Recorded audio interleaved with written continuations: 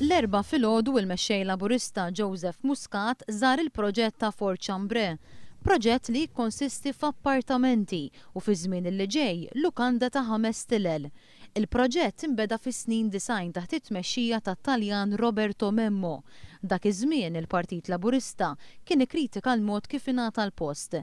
Iżda llum il-proġett huwa mmexxi mill-Lawċin stess mill-investitur Michael Caruana u jista' jservi bħala mezz ta' kif jinġiebu residenti barranin lejn Malta u jinħoloq ix-xogħol għall-Lawċin stess għal Joseph Muscat.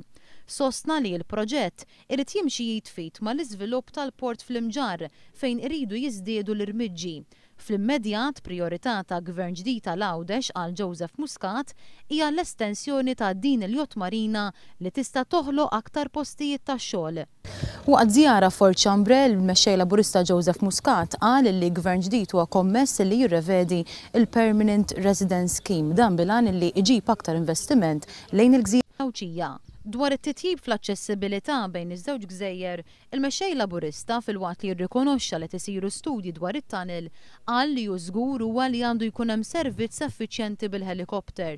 One News kellem mal-kelliem ewlieni għall-iżvilupp sostenibbli għal Għawdex Anton Refalo dwar il-benefiċċji li jistgħu jġibu magħhom proġetti bħal dawn.